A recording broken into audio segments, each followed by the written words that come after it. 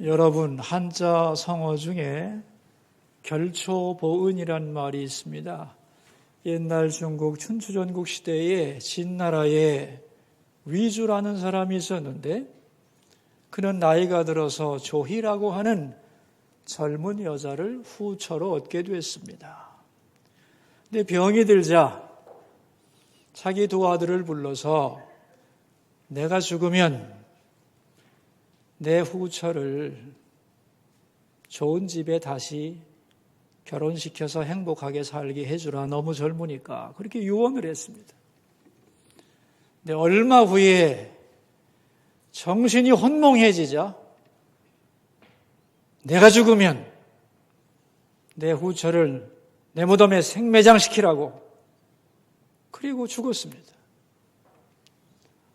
장례식을 해야 되는데 아버지의 상반된 유언 중에서 어떤 것을 따라야 할까 고민하던 큰아들은 아버지의 시신만 매장을 했습니다. 그러자 동생이 아니 형님, 아버님이 서모를 생매장시키라고 했는데 왜 그러십니까? 그러자 형은 말했습니다. 아버지의 진심이 무엇이겠느냐?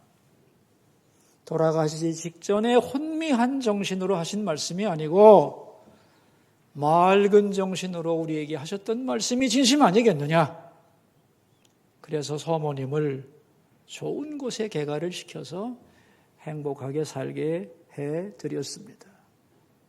그런데 진나라가 다른 나라와 전쟁을 하게 되자 이 두 형제는 총사령관과 부사령관이 되어 전쟁에 참여하게 되었는데 이 적장이 두해라는 사람인데 얼마나 용맹하고 지략이 뛰어난지 이 진나라 군대가 계속 패전을 거듭하는 겁니다. 그러다 보니 더 이상 버틸 수가 없어서 철수를 해야 되는 상황에 오게 되자 이 총사령관인 큰아들이 고민이 많았는데 어느 날 밤 꿈을 꿨는데 꿈에 한 노인이 나타나서 청초파라고 하는 곳에서 싸우라고 알려주었습니다. 그래서 그 말을 믿고 청초파라는 장소에서 마지막 결전을 벌이게 됐는데 웬일인지 그 용맹하고 날선 적장이 이 청초파에서 맥을 못 추는 겁니다. 계속 넘어지면서 자빠지고 그 기회를 틈타서 진나라 군대가 공격을 했고 적장을 잡아 죽임으로 승리하게 되어 큰 공을 세우게 되었던 거죠. 이 큰아들이 이상하다 하고 그 적장이 쓰러진 곳에 가봤더니만 풀들이 묶여져 있는 겁니다. 알 수 없는 일이다 생각한 그 아들이 그날 밤에 또 꿈을 꿨는데 어제 나타났던 그 노인이 보이는 거예요. 그래서 고맙습니다. 그런데 누구시지요? 그러자 그 노인이 하는 말, 나는 당신의 소모 조희의 친정아버지요. 두 형제분이 내 딸을 생매장하지 않고 좋은 집에 결혼시켜서 두 분에게 늘 고마운 마음을 가지고 있었는데 이번에 내가 풀을 묶어서 적장을 넘어지게 해서 신세를 갚았습니다. 이랬다는 거예요. 그래서 풀을 묶어서 은혜에 보답하다 결초보은이라고 하는 말이 생겨나게 된 겁니다. 아버지의 뜻은 하나가 아니었습니다. 그런데 그 중에서 아들은 더 좋은 것이 뭔가를 선택하게 되었고 그 결과는 모두에게 큰 기쁨이 되었다. 그런 얘기가 되겠습니다. 오늘 본문에 보면 두 자매가 나오는데 언니 마르다와 동생 마리아입니다. 두 자매가 다 믿음이 좋고 주님을 진심으로 사랑하는 여인들이었는데 예수님이 그 마을을 지나가시게 되자 언니 마르다가 예수님과 그 일행을 집으로 초대하게 됩니다. 근데 여러분, 예수님이 혼자 다니시는 분이 아니잖아요. 그죠? 제자만 12명입니다. 따라다니는 사람이 있었다면 더 많은 숫자가 갑자기 집으로 들이닥친 거죠. 이들을 대접해야 되니까 얼마나 마음이 복잡했겠습니까? 수십 명에게 식사 대접이란 만만한 일이 아니거든요. 그래서 오늘 40절에 보시면은 이렇게 나오죠. 40절 읽어봅시다. 마르다는 준비하는 일이 많아 마음이 분주한지라 예수께 나아 이르되 주여 내 동생이 나 혼자 일하게 두는 것을 생각하지 아니하시나이까? 그를 명하사 나를 도와주라 하소서. 준비하는 일이 많아서 마음이 분주하고 잘 대접하려고 마음은 바쁜데 손은 부족합니다. 그런데 이럴 때에 자기를 가장 잘 도와줘야 할 여동생이 뭐 하고 있었느냐? 39절이에요. 39절. 그에게 마리아라는 동생이 있어 주의 발치에 앉아 그의 말씀을 듣더니 그랬어요. 마리아가 말이죠. 예수님의 발 앞에 앉아가지고 예수님의 말씀을 정신없이 듣고 있는 거예요. 우리 식으로 하면은 말씀의 은혜에 흠뻑 빠져서 주님 앞에서 그 귀한 말씀을 귀담아 듣고 있었다는 거예요. 자, 이제 이걸 보면서 마르다의 마음이 어땠느냐는 거예요. 서운하기도 하고 화도 나고 질투도 나고 그래서 이 복잡한 마음이 예수님에게까지 불똥이 튑니다. 아니, 예수님이 어찌 이러실 수가 있나?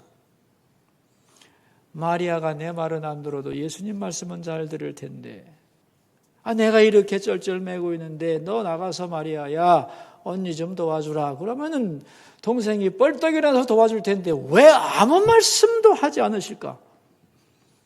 그래서 꾹꾹 참다가 마지막에 한마디 하죠. 예수님께 40절 끝에. 그죠? 뭐라고 그랬어요?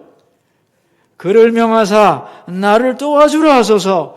불평을 털어 놓았습니다. 이 말씀을 듣고 예수님이 하신 말씀이 41절과 2절이죠. 같이 한번 읽어봅시다.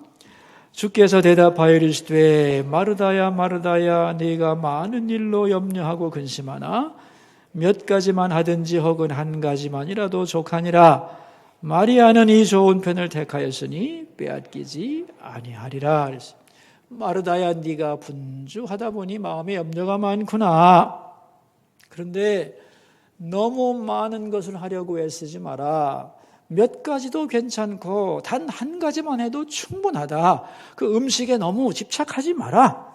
간단하게 먹으면 된다. 그런 얘기죠. 그러면서 하신 말씀이 오늘 설교 제목입니다. 같이 한번 읽어볼까요? 더 좋은 것을 선택하고 빼앗기지 말라. 불평은 마르다가 했는데 예수님은 그 불평을 듣고 오히려 마리아를 변호해 주었어요. 자, 여러분, 그럼 이제 제가 질문을 하겠습니다. 마르다가 예수님을 접대하기 위하여 애를 쓴 것은 잘못된 일일까요? 잘못된 일입니까? 아닙니다. 마르다가 한 일은 꼭 해야 하는 중요한 일입니다. 손님을 접대한다고 하는 것은 그 당시 중동 지방에서 가장 소중한 일입니다.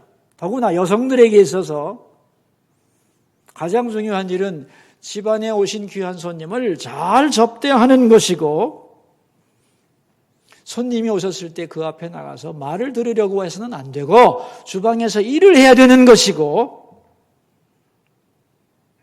그 앞에 가서 말을 듣는다고 하는 것은 용납할 수 없는 얌체짓이었다는 거죠. 그러니까 상식적으로는 마르다가 하는 일이 훨씬 옳았던 것입니다. 그런데 이 오늘 말씀이 우리에게 더 중요하게 다가오는 이유는 뭐냐 하면은 이 마르다와 마리아는 두 종류의 인간을 대표하는 거예요. 쉽게 말하면 우리 성도들을 둘로 나눈다면은 마르다 형이 있고 마리아 형이 있다는 거예요. 이걸 전문 용어로 어떻게 표현하냐면은 행동형 영성과 묵상형 영성으로 나눕니다. 또는 일의 영성과 예배의 영성이라고 구분하기도 합니다. 옛날 중세 수도원에서는 이걸 어떻게 표현했느냐 하면은 노동의 영성과 기도의 영성으로 표현을 했습니다. 어떻게 표현했다고요? 노동의 영성과 기도의 영성으로 표현을 했어요. 그래서 옛날 수도원에 가보면은 마리아와 마르다를 그려놓은 그림이 있습니다.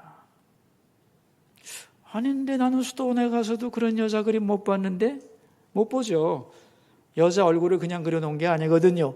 두 여자를 상징하는 상징물로 그려놨거든요.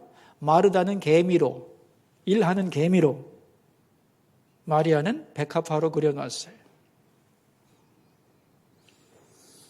그 두 개의 그림을 다 그려놓은 이유는 뭐냐면 두 가지 영성이 다 필요하다는 거예요. 다시 말하면 두 자매의 조화로운 균형이야말로 올바른 그리스도인의 삶의 모델이라고 생각을 했던 거예요. 다시 말하면 기도 없는 노동도, 노동 없는 기도도 잘못되었다는 거예요. 바쁜 일에 매여서 영원한 세계도 생각하지 않고 오직 물질에 매여서 개미같이 일만 하며 살아가는 것도 잘못이고, 세상을 등지고 홀로 명상에만 빠져들어가는 신비주의적 삶도 잘못이라는 거예요. 온전한 신앙인의 삶이란 노동과 기도가 조화된 삶이어야 한다. 그것을 가르치는데 마르다와 마리아를 이용했던 겁니다. 그러니까 두 영성이 다 중요한데, 그런데 왜 오늘 본문에서 예수님은 마리아 편을 들어주셨냐는 거죠. 여기에 이제 예수님의 가치관, 예수님의 마음이 들어 있는 겁니다. 여러분, 우리가 결코 잊지 말아야 하는 것은, 헌신과 봉사라고 하는 것은 관계에서 나온 파생행위라는 것을 기억하셔야 됩니다. 지금 제가 한 말 이해하시겠어요?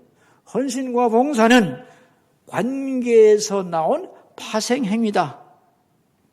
쉽게 말하면 이런 얘기죠.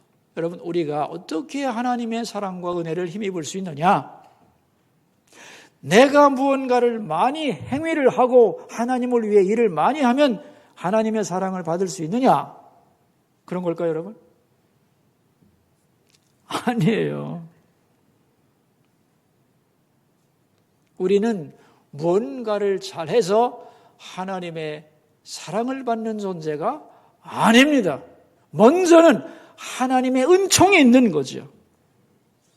그러므로 우리가 해야 할 가장 중요한 일은 하나님의 은총을 수용하는 거예요. 받아들이는 거예요. 그게 바로 말씀을 듣는 거예요. 그래서 가까이 하여 말씀을 듣는 것이 하나님의 은총을 받아들이는 길이고, 그렇게 말씀을 바로 들을 때에 하나님의 일을 할 수 있는 거예요. 그리고 그 일을 지속할 수가 있는 거예요. 그런데 이것 없이 자기 힘으로 무언가를 한다? 그건 한계가 있는 거예요. 바로 증거가 나타나죠. 자기 힘으로 뭔가를 열심히 하다가 바로 마르다가 어떻게 해요? 예수님께 불평하잖아요. 이게 인간의 한계라는 거예요. 저는 전에 이런 말을 들은 적이 있어요. 교회 어떤 회장님이 성경 구절 가운데 가장 상처받은 구절이 오늘 본문이래요. 내가 아니 왜요? 그랬더니만 자기가 어떤 회장이 됐는데 교회에서 그 회에게 이런 일을 하라고 맡겼다는 거예요. 그래서 회원들에게 전화를 해가지고 언제 우리가 무슨 일을 맡았으니 꼭 나와서 좀 봉사해 주세요. 그랬더니 회원 중에 한 서너 명이 나는 마리아처럼 믿을래요. 이래고 안 나왔다는 겁니다. 그러니 어떻게 해? 일은 해야 되고, 그래서 자기 혼자 와가지고 막 동동거리며 눈물을 흘리며 일하면서 큰 상처를 받았노라. 그런 얘기를 듣고 정말 놀랐습니다. 자, 여러분. 마리아처럼 믿고 싶다고 말했던 그 회원들은 예수님의 말씀을 바르게 이해한 것일까요? 아니면 오해를 한 것일까요? 네? 오해를 한 것이겠죠? 예배만 드리고 쏙 가는 사람을 예수님은 칭찬하고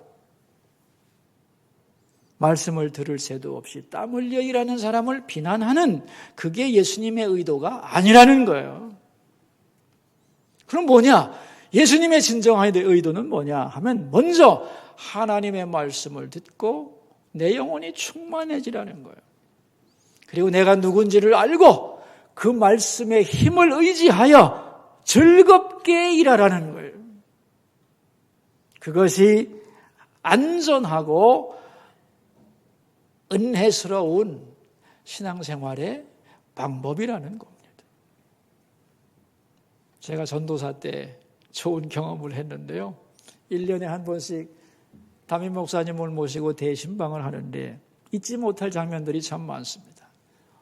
한 집에를 갔더니만은 예배를 시작하려고 했더니 부인이 잠깐만 전도사님 기다려주세요 그러는 거예요.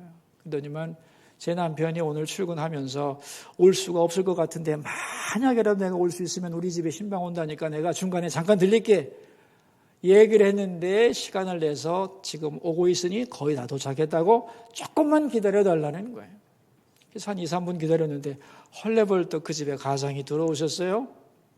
그래가지고 예배를 시작하는데 그분이 회사에서 있다 왔으니까 양복을 입고 있을 거 아닙니까? 그 양복 입은 채 무릎을 딱 꿇고 예배를 드리는 거예요. 목사님 옆에 계시다. 편하게 앉으세요 그랬더니 그분 하는 말씀이 아닙니다. 목사님이 참으로 오랜만에 우리 집에 오셨고 주님께서 우리 가정에 주실 말씀을 가지고 왔는데 제가 무릎 꿇고 받아야죠. 그리고 양복 다 구겨지는데도 불구하고 괜찮다고 한 40분 정도를 무릎을 다 꿇고 진지하게 예배드리는 걸 보았어요. 그 예배드리러 갔던 모든 목사님, 저 또 뭐 신방대원들이 다 은혜를 받았어요. 감동이 된 거죠. 뭐 예배드릴 때마다 여러분 꼭 무릎 꿇고 드리라는 얘기는 아닙니다. 근데 그 장면이 지금도 선하다는 거예요. 그런가 하면 어느 집에 신방을 하러 갔는데 음식을 하느라고 준비가 굉장히 많은 거예요. 도배까지 했대요. 그래서 이제 제가 감사하다고 얘기하고 제가 사회를 봐야 되니까 집사님이 이제 예배 시작해도 될까요? 그랬더니 아우 전도사님 그냥 저 신경 쓰지 말고 예배 시작하세요 이러는 거예요. 왜냐하면 저는 중간에 왔다 갔다 해야 되니까. 제가 어떻게 해요? 그래서 목사님 눈치를 딱 봤더니 목사님이 정 그러면 시작을 하지. 그래서 이제 시작을 했어요. 기도하고 그 가정을 위한 찬송을 부르고 그런데 안 들어오는 거예요. 찬송 하나 더 부르고 그런데도 안 들어와. 그러니까 목사님이 어떻게 해요? 그 가정을 위해 말씀을 시작한 거예요. 근데 주인은 없어. 부엌에서 떨거덕거리고 있는 거예요. 참 뭔가 잘못됐다 그런 생각을 했어요. 나중에 상은 정말 푸짐하더만요. 먹기는 많이 먹었는데 정말 대접을 잘 받았는지는 나도 모르겠어요. 여러분, 대접을 한다는 게 뭘까요? 음식이면 대접이 다 되는 걸까요? 아니에요. 진정한 대답은 뭐겠어요? 그런 경우에 말씀을 잘 듣는 거예요. 말씀을 잘 들으면 먼저 전하는 자가 기뻐요. 행복해집니다. 더 중요한 것은 그 말씀을 주어 보내신 하나님이 기뻐하는 거예요. 그게 하나님께 영광을 돌리는 것이고 하나님을 대접해드리는 거예요. 그리고 그 말씀을 아멘으로 받을 때 그 영혼이 살아나게 되는 것이고 그 말씀을 가슴에 새길 때 그 말씀이 그 가정에서 열매를 맺는 거죠. 그 메커니즘을 우리가 꼭 이해하셔야 돼요. 당장 앞에서 땀 흘려 헌신하는 거 좋은 일입니다. 아름다운 일이죠. 그런데 여러분 잘 생각해 보세요. 어떤 사람이 결국은 하나님을 더 기쁘시게 하고 더 오랫동안 주님을 진정으로 섬길 수 있겠는가? 그것은 말씀으로 무장된 사람이에요. 저는 한 주일 동안 이 본문을 가지고 생각하다가 이런 생각을 했어요. 예수님이 그 집에 초대받아 가셨을 때 맨 먼저 예배를 드리자고 하셨을 거다. 여러분, 목사가 어느 가정에 가면 길건 짧건 먼저 뭐부터 하겠어요? 예배 드립시다 그러겠죠. 그죠? 그래서 짧게 예배를 드리겠죠. 그런데 예배를 그렇게 일단 드렸다면, 그리고 나서 이제 마르다가 주님 이제 식사하실 때가 됐으니까 얼른 좀 준비를 하겠습니다 하고 준비를 했다면 동생 마리아도 따라 나와서 준비를 했을 거다. 그리고 만약에 마르다가 주의 말씀에 너무 감동이 돼서 그 말씀을 사모했다면, 마르다도 일단 말씀을 들었기 때문에 동생의 그 모습을 보면서 아이고 내 동생이 말씀에 갈급하구나. 그래 말씀 많이 받고 새 은혜 받아서 힘을 내라. 그렇게 생각하면서 기쁨으로 일을 했겠죠. 근데 여러분, 마르다 속에는 지금 하나님의 말씀이 없는 거예요. 그 상태에서 일을 하려고 하다 보니까 힘들고 분주하고 염려가 많아지고 짜증이 나고 원망이 생기죠. 그죠? 그러니까 오늘 본문은 식사 대접하지 마라, 봉사하지 말라, 그게 아닙니다. 너무 일의 마음을 빼앗겨서 더 중요한 하나님의 말씀을 듣는 일을 소홀히 해서는 절대로 안 된다는 거예요. 여러분, 오늘 우리가 주일이 돼서 하나님의 전에 나왔죠. 여기 왜 나온 거죠? 뭐 하러 왔죠, 우리? 오늘 우리가 주님 앞에 나온 핵심이 뭐죠? 예배를 드리러 온 거죠. 예배를 드리고 나면 그 안에서 이제 또 할 일이 생겨요. 성가 연습도 해야 되고 아이들도 가르쳐야 되고 뭐 봉사도 해야 되고 회의를 하기도 해야 됩니다만은, 근데 여러분 이게 바뀌면 안 됩니다. 여러분은 회의하러 오신 것도 아니고 성가 연습하러 오신 것도 아니고 아이들을 가르치러 온 것도 아닙니다. 그게 중요한 게 아니에요. 먼저는 뭘 해야 되겠어요? 예배를 바로 드려야 되는 거지요. 그게 가장 중요한 일이에요. 근데 가끔 보면은 봉사만 하고 예배 안 드리고 가는 분들도 있어요. 여러분, 그러면은 안 되는 거예요. 우리가 정말 잘 생각해야 되는 것은, 특별히 주님과의 관계에서 잘 생각해야 되는 것은 뭐냐면, 한 인격을 진정으로 대접하고 섬긴다는 게 뭐냐 하는 거예요. 어떤 분을 잘 대접한다는 게 뭐냐 하면은 그분의 말씀을 잘 듣고 응답하는 거죠. 어떻게 생각하세요? 여러분, 예를 들어 볼게요. 여러분이 부모님이신데 내 자녀에게 진심으로 하고 싶은 말이 있어요. 그러면 어떻게 하는 것이 자녀의 마땅한 도리이며 부모를 향한 대접이며 존경일까요? 내 자녀가 나를 정말 존경하고 대접한다면 자녀가 뭘 해야 돼요? 말을 잘 들어야지, 귀담아 들어야지요. 그게 부모에 대한 존경이고 마땅한 태도지요. 그죠? 그렇게 해서 이제 잘 들었어요. 그런데 며칠 후에 우연히 말을 하다가 아버지 얼마 전에 하신 말씀 제가 기억하고 있고요. 저 그 말씀대로 좀 해보려고 해요. 이런 말을 했다고 합시다. 마음이 어떻겠어요? 부모님의 마음이. 예? 감동이지. 너무 좋지요. 그런데 아버지가 진지하게 말을 하고 있는데 말씀은 됐고요. 좋은 거 많이 차려놨으니까 많이 드세요, 얼른. 여러분, 이것은 대접이 아니라는 거예요. 여러분, 예수님에 대해서도 똑같습니다. 예수님을 대접하는 방법이 뭘까요? 오늘 여러분이 교회 나오셔서 주님의 집에까지 나오셔서 예배를 드리는데 여러분, 예수님을 기쁘시게 해드리고 싶죠? 맞아요? 예수님을 영광스럽게 해드리고 싶죠? 그렇죠? 예수님을 잘 대접해드리고 싶죠? 맞습니까? 그 방법이 뭘까요? 아주 간단해요. 주님의 말씀을 정성스럽게 귀담아 들으면 돼요. 그리고 마음에 새기면 됩니다. 그런데 여기까지 왔는데도 말씀에 귀를 기울이지 않고 예배를 소홀히 한다면 미안합니다. 주님을 소홀히 대하는 거예요.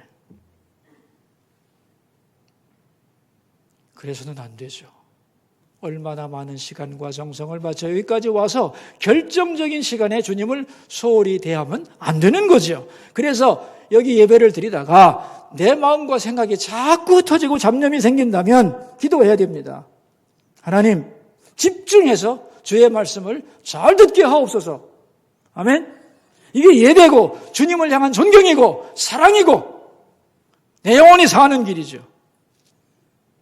그런데 이렇게 하나님의 말씀을 잘 듣고 내 마음을 모을 때에 모든 것이 제자리를 찾아가게 되어 있는 거예요. 이건 이렇게 돼야 되고 저건 저렇게 돼야 되고 굉장히 복잡하지만 일일이 다 맞출 필요 없어요. 내 영혼이 주님 앞에 바로 서서 그 음성을 듣고 주님을 존경하는 마음으로 듣다 보면 모든 것이 다 제자리를 찾아 돌아가게 되는 것입니다. 이걸 반드시 기억하기를 바라요. 예수님은 결론적으로 이렇게 말씀하셨어요. 마리아는 더 좋은 것을 선택하였으니 빼앗기지 아니하리라 그랬어요. 여러분, 더 좋은 것을 선택하고 빼앗기지 말라. 자, 여러분, 더 좋은 걸 선택하려면 어느 것이 더 좋은지를 분별할 수 있는 분별력이 있어야 되겠죠? 그렇죠?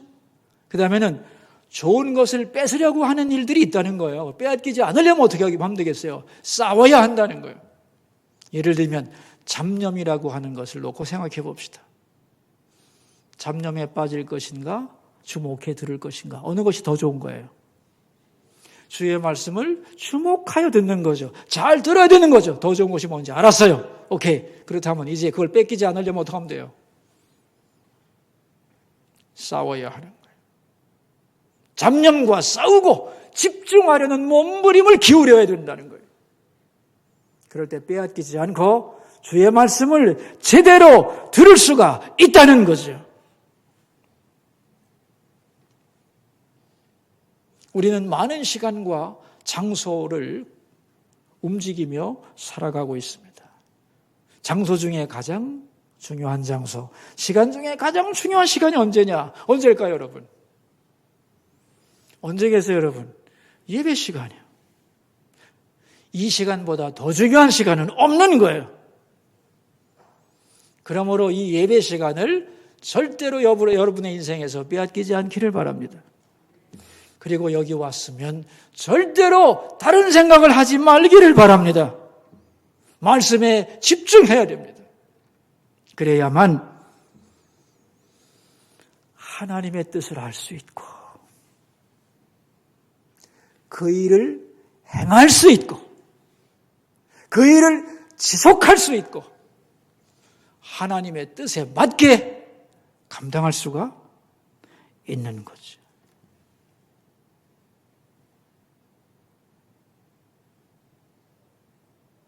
여러분, 우리 모두에게는 마르다의 영성도 필요하고 마리아의 영성도 필요해요. 더 좋은 것은 뭐냐 하는 거예요.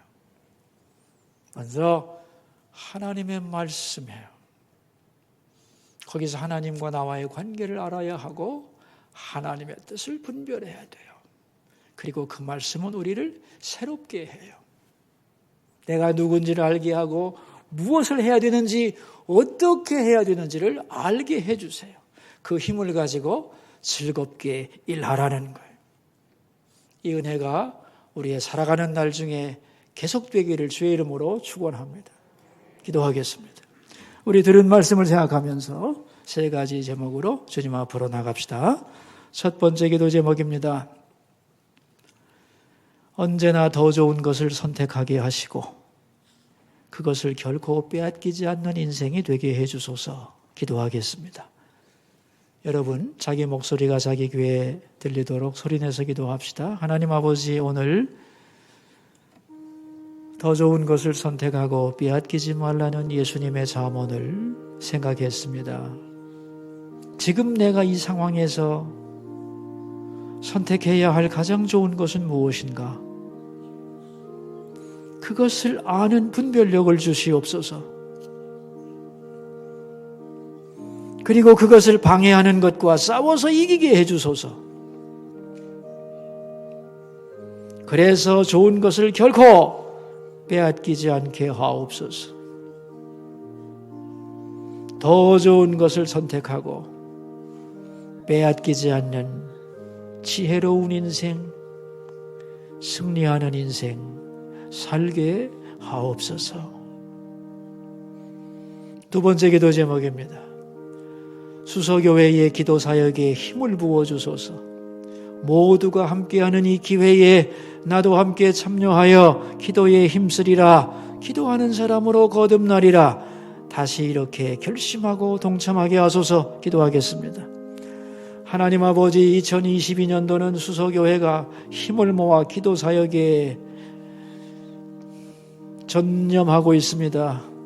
홀로 하기 어려운 기도, 우리가 함께 서로를 위해 기도하며 같이 걸어가는 이 기회에 소외되는 사람 없게 해주시고 나도 함께 기도하는 삶으로 거듭나리라 결심하고 기도의 행진에 동참하게 하시고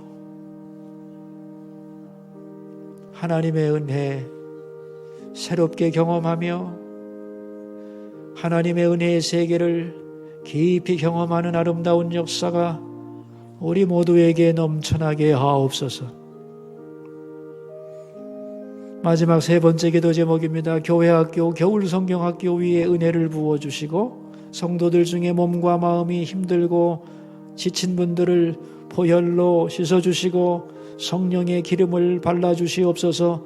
그래서 다시 일어나게 하옵소서. 기도하겠습니다. 하나님 아버지, 오늘 영유아부 유치부 또 청소년부 겨울성경학교 진행 중입니다. 참여하는 모든 어린이들 그들의 이름이 하늘나라에 기록되게 하시고 그들을 위해 애쓰시는 선생님들에게 충만한 은혜를 부어주소서.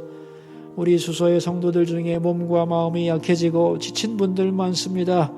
예수님의 보혈로 씻어주시고 성령의 기름을 발라 치유해 주시고 그래서 다시 소생하며 일어나는 역사를 허락하여 주옵소서. 살아계신 하나님 아버지, 우리의 신앙이 균형 잡힌 신앙이 되기 원합니다. 마르다의 영성도 마리아의 영성도 우리 가운데 함께 있게 해 주소서. 기도하며 봉사하고 말씀을 들으며 일하게 하셔서 참으로 즐겁게 기쁘게 주님을 섬기는 성도들이 되게 하옵소서. 존귀하신 예수님의 이름으로 기도하옵나이다. 아멘.